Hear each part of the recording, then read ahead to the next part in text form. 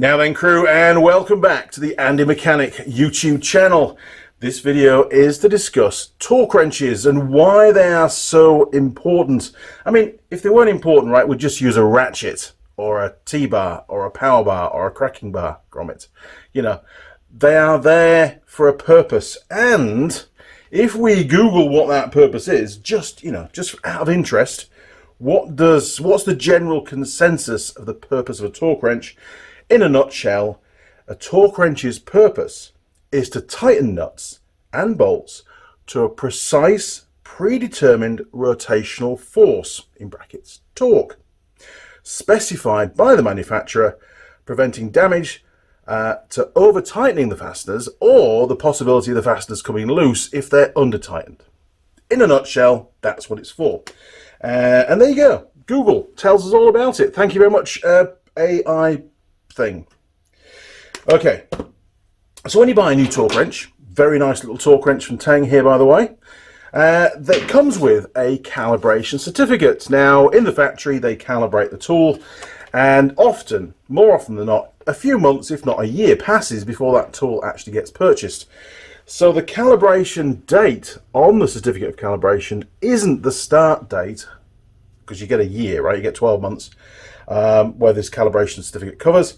It isn't the start date until you start to use the tool. So when you then first start the tool enters service, you should write somewhere on the certificate the date the tool enters service. And I think the snap-on certificates of calibration do have a space for that to go on. If it hasn't, don't worry about it. Just write right on there, entered service and the date. And then you're good to go for a year. We know the purpose of a torque wrench. We know it's there to precisely apply a specific amount of torque or apply a specific amount of torque to a bolt or a nut or any other kind of fastener. So, I've been the new vehicle entry certifier here in New Zealand for a particular motorcycle importers for the last 8.5 years. So I've got a bit of experience in this. And a few years in, NZTA, New Zealand Transport Authority, announced that they were going to remove the requirement for the torque wrenches used for pre-delivery inspection to be calibrated. They don't have to be calibrated anymore. You're all good, lads. Just grab your old torque wrench. You can use that. All good. Now, don't forget, right? This is the last opportunity that the vehicle gets a proper mechanical checkover before it enters service. Now, some may say, oh, Andy, they get a warrant of fitness. What are you on about? A warrant of fitness is an inspection. It's only a visual inspection. Sure, they test the brakes and stuff, but you know, they don't undo bolts and retorque them in a warrant of fitness. They just look at the bolt and go, does it look tight? Now, unless it's physically undone and there are threads exposed or there's a gap between the head and whatever it is it's bolting down, you would have no idea whether that bolt is torqued to 50 Newton meters, 70 Newton meters or 350 Newton meters. You'd have no idea, and nor is the inspector of the warrant of fitness expected to be able to do that. So I'll go back to my first comment. The pre-delivery inspection, PDI we call it, is the last chance, last opportunity to remedy any kind of problems. The vehicle's probably received some final assembly. In the case of a motorcycle, maybe they put the front wheel in, they might put the rear wheel in as well, who knows. Handlebars have gone on, they've adjusted the chains, so they will have undone the rear wheel spindle anyway. So there's a few bits and pieces, you know, the controls on the handlebars, the clutch lever, the brake lever, master cylinder, all of those things have been fitted. And the bolts will have been, or should have been, torqued using a torque wrench. So, this is the Bible for me as a new vehicle entry certifier. There's lots of information in here, and I'm going to do some more videos about other requirements under new vehicle entry certification and what the new vehicle entry certifier is and isn't responsible for. It's a bit of an eye-opener. So I know we're not fixing bikes at the moment, but very, very useful information for people thinking about entering the industry so they understand what they're taking on, basically. Anyway, back to torque wrenches. NZTA, New Zealand Transport Authority, issued this document. And this document we're going to take a closer look at. I will put you a link in the description of the video so you can access this document yourselves so that you know it's bona fide. It's downloaded from the NZTA website, the government website, and it's document number 74 titled Torque Wrenches. Okay, so I'm going to read this to you and then we'll take a closer look, just so you get a close-up, right? So it says here, this document I printed out on the 9th of January 2023, so a couple of years ago. Torque wrenches are not required to undergo annual calibration. Okay, they must always be in an undamaged condition and fit for purpose. Remember that last phrase, fit for purpose. What is the sole and only purpose of a torque wrench, right? Torque wrenches are required to be stored in a safe environment when not in use, as that will minimize the likelihood of damage. A damaged torque wrench must be taken out of use immediately and either sent for repair and calibration, or a new one purchased. A new torque wrench must have a calibration certificate. So they're saying that any new ones that come into service, you've got to have one of these calibration certificates. Great, that's not too bad, NZTA. Good job. Check visually for condition before use, and a thorough check to be carried out every 12 months as per the procedure below. Now we will take a closer look.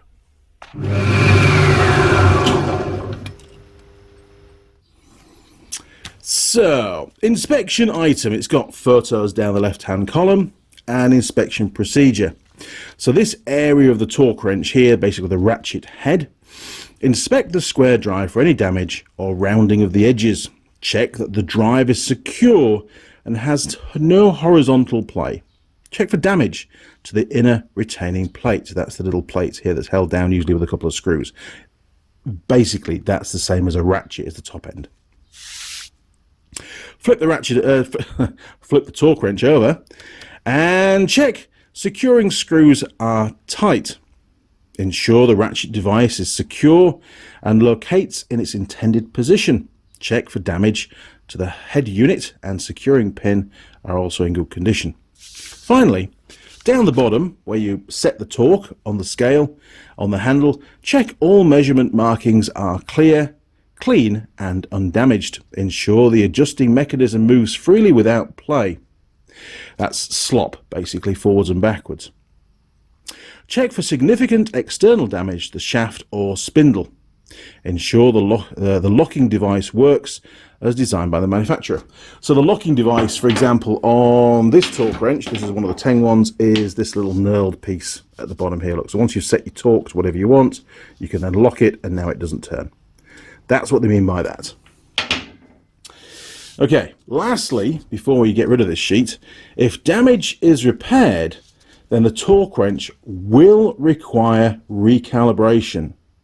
Record the 12-monthly check in the PRS equipment record. There's more on that kind of stuff. That's all the documentation that they keep. We'll cover more of that in another video. All repairs, calibrations or replacements are to be noted on the PRS equipment record. Very important, underlined. Okay, right. So, that's it. That's all the information available.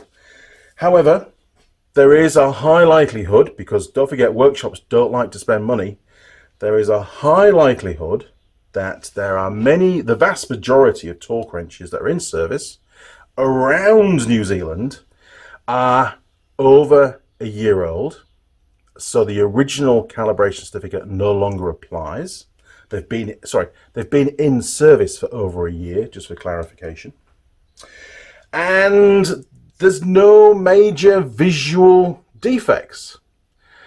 That in no way is proof, evidence, confirmation that the tool actually torques a bolt to the desired torque set on the scale on the handle. For example, you could set it to 70 Newton meters. Not this one, it doesn't go quite high enough, but let's say the big one. Here we go, look, the big one, 125 Newton meters.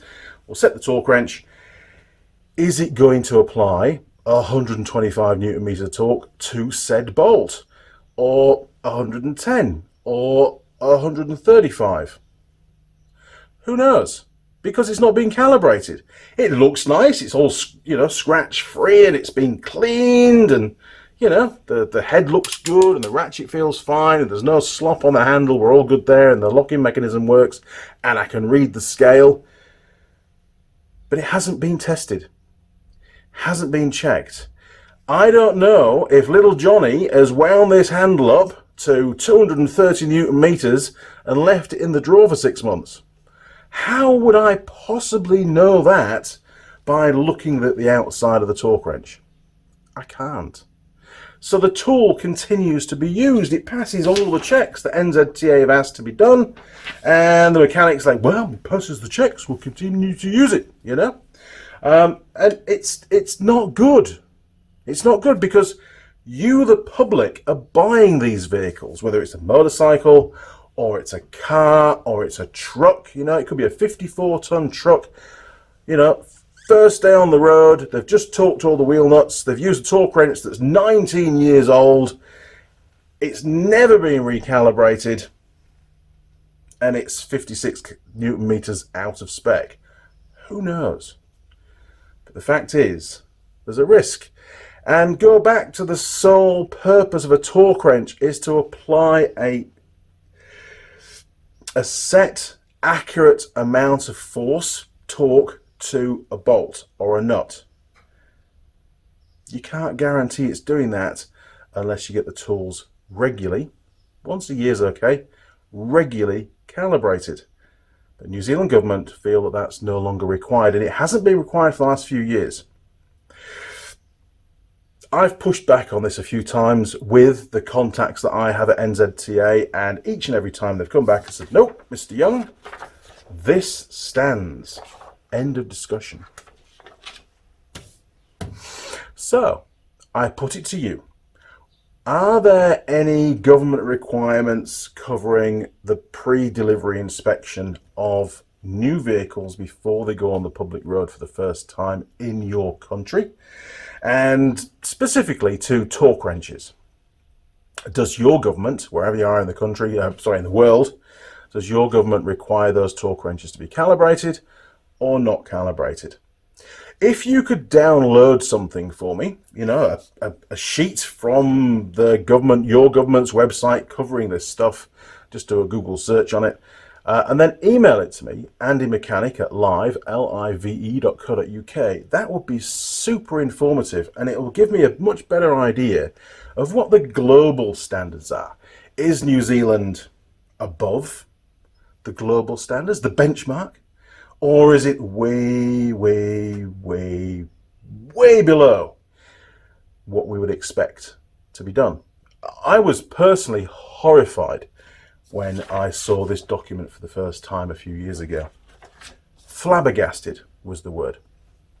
So, if you're going to buy a new vehicle here in New Zealand, I would strongly recommend that you speak to the service manager of the workshop that's doing the PDI on your vehicle and say, hey up mate, that's my new, I don't know, Suzuki Swift that you're putting together in your workshop.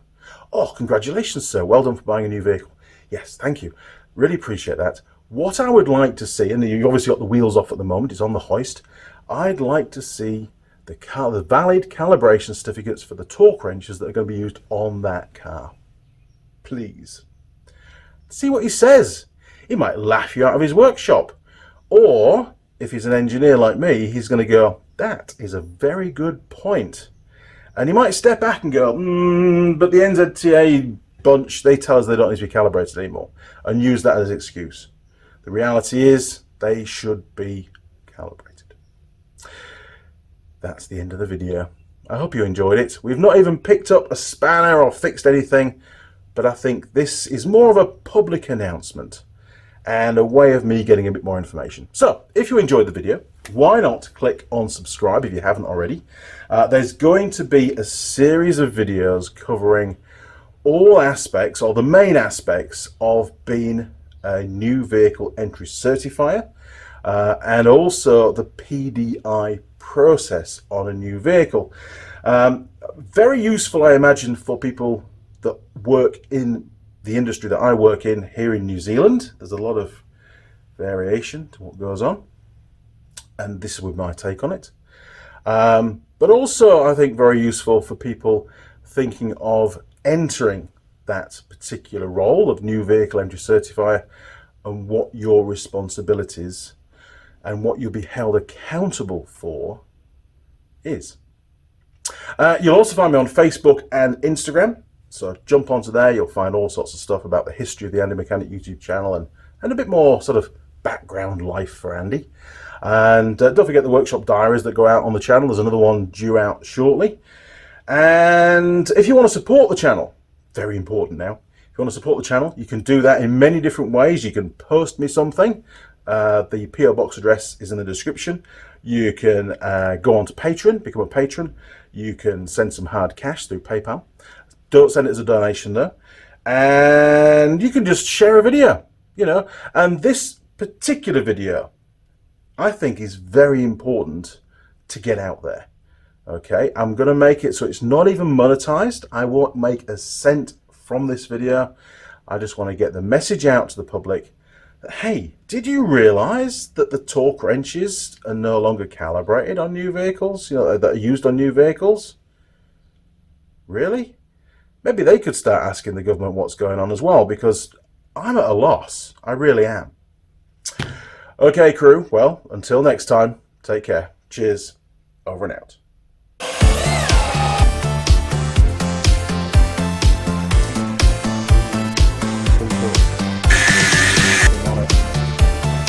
And we get the